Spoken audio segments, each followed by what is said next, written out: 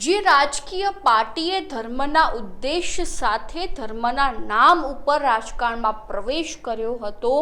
તે પાર્ટી જે કટોગે તો બટોગેના સૂત્રો આપી રહી છે તે રાજકીય પક્ષ જાતિ આધારિત વસ્તી ગણતરી કરાવી રહ્યું છે કેમ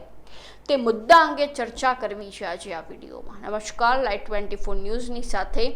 હું છું મેક્ષુ ઠક્કર। ગઈકાલે વડાપ્રધાન નરેન્દ્રભાઈ મોદીની અધ્યક્ષતામાં દિલ્હી ખાતે એક હાઈ લેવલની બેઠક યોજાઈ અને આ બેઠક પૂર્ણ થયા બાદ જ કેન્દ્રીય કક્ષાના મંત્રી અશ્વિની વૈષ્ણવ દ્વારા એક મોટી જાહેરાત કરવામાં આવી અને તેમાં જણાવવામાં આવ્યું કે હવે ભારતમાં જાતિ આધારિત વસ્તી ગણતરી થશે અને આ નિર્ણય બહાર આવતા જ દેશના રાજકારણમાં ખળભળાટ મચી ગયો અને એક સામાન્ય વ્યક્તિ પણ આશ્ચર્યચકિત થઈ ગયો કે ખરેખર જે પક્ષનો રાજકારણમાં પ્રવેશ ધર્મના ઉદ્દેશ્ય સાથે થયો છે, જે પક્ષ હંમેશા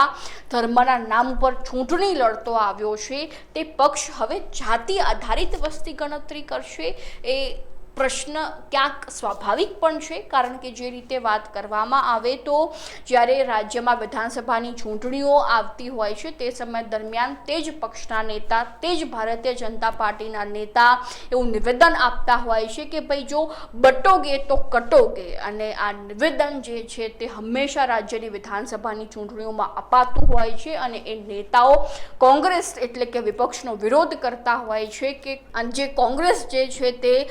જાતિઓને અલગ પાડવાનું કાર્ય કરી રહી છે, ફાંટા પાડવાનું કાર્ય કરી રહી છે અને હવે તે જ સરકાર, એ જ ભારતીય જનતા પાર્ટી જાતિ આધારિત વસ્તી ગણતરી કરાવી રહી છે। તો પહેલાં આપણે એ જાણવું છે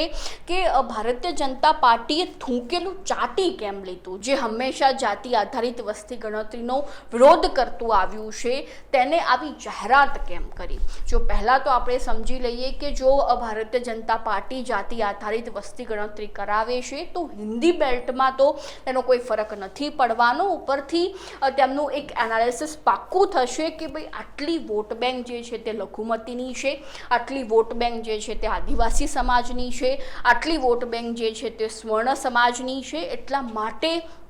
એક વોટ બેંક ઊભી કરવા માટે તેઓ સારી રીતે સક્ષમ બની શકે, એક એનાલિસિસ તેમનું પાક્કું થઈ જાય કે ભાઈ જેટલી બી આવનારી વિધાનસભાની ચૂંટણી છે તે પછી ગુજરાતની હોય, ઉત્તર પ્રદેશની હોય કે ત્યારબાદ લોકસભાની ચૂંટણી હોય, તેમાં તેઓ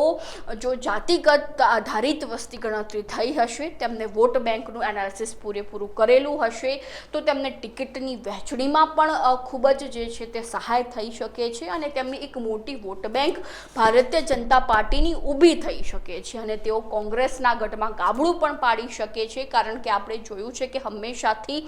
કોંગ્રેસની વોટ બેંક જે છે તે આદિવાસી હોય કે પછી લઘુમતીઓની રહી છે, એટલા માટે જો ભારતીય જનતા પાર્ટી જો લઘુમતી હોય, આદિવાસી હોય તો તે સમગ્ર વોટ બેંકનું એનાલિસિસ કરી શકે કે કેટલી સંખ્યા ભારતમાં લઘુમતીઓની છે, આદિવાસીઓની છે, સ્વર્ણની છે, એટલા માટે ક્યાંક ને ક્યાંક ભારતીય જનતા પાર્ટી હવે પોતાનું થૂંકેલું ચાટી રહી છે અને તેમના દ્વારા એવી જાહેરાત કરવામાં આવી કે ભાઈ હવે જાતિગત આધારિત વસ્તી ગણતરી ભારતમાં થશે અને એ ક્યાંક ને ક્યાંક રાજકારણમાં તેમના ભારતીય જનતા પાર્ટીના પક્ષના ફાયદા રૂપ જે છે તે જોવા મળી રહ્યું છે, કારણ કે જે રીતે વાત કરવામાં આવે તો હંમેશાથી ભારતમાં રાજકારણ જાતિના આધાર ઉપર થઈ જ રહ્યું છે અને હવે થવાનું પણ છે ભવિષ્યમાં, એ આ નિર્ણય ઉપરથી લાગી રહ્યું છે। અને જો આપણે ભૂતકાળની વાત કરીએ તો હંમેશાથી ભારતીય જનતા પાર્ટી કોંગ્રેસનો આ મુદ્દા ઉપર વિરોધ જ કરતી આવી છે, પરંતુ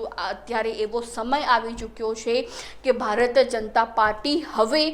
કોંગ્રેસના ઉદ્દેશ ઉપર જ ચાલી રહી છે, કોંગ્રેસની પાછળ જ ચાલી રહ્યું હોય તેવું લાગી રહ્યું છે, કારણ કે આ જાતિ આધારિત વસ્તી ગણતરી કરવાનો એ નિર્ણય એ જે છે તે સૂચક બની જાય છે કે ભાઈ કોંગ્રેસે અત્યાર સુધી જે કર્યું છે એ પણ હવે ભારતીય જનતા પાર્ટી પણ એ જ રસ્તે જવાની છે, એ જ આધારે જાતિના આધારે જ ટિકિટની વહેંચણી કરશે, એ જે છે તે આ નિર્ણય આવ્યા બાદ સ્પષ્ટ થઈ ચૂક્યું છે। એટલે હવે ક્યાંક આવનારા સમયમાં ભારતીય જનતા પાર્ટી કોંગ્રેસ ઉપર એવા પ્રહાર પણ નહીં કરી શકે કે તમે જાતિનો બંટવારો કરી દીધો છે, તમારા રાજમાં જાતિઓનો બંટવારો થઈ ચૂક્યો છે, કારણ કે તેમના દ્વારા જે રીતે વાત કરવામાં આવે તો જાતિ આધારિત વસ્તી ગણતરીનો જે નિર્ણય લેવામાં આવ્યો છે તેને લઈને અનેક તર્ક વિતર્ક બહાર આવી રહ્યા છે અને આ સમગ્ર એનાલિસિસ રાજકીય વિશ્લેષકો કરી રહ્યા છે કે ભાઈ આ નિર્ણય લેવાથી ભારતીય જનતા પાર્ટીને આ ફાયદા થઈ શકે છે. અને આ મુદ્દા અંગે તમારું શું કહેવું છે એ પણ અમારા કોમેન્ટ બોક્સમાં જણાવજો. અને હજુ સુધી તમે જો લાઈવ 24 ન્યૂઝને સબસ્ક્રાઈબ નથી કર્યું તો હાલ તેને સબસ્ક્રાઈબ કરી દેજો.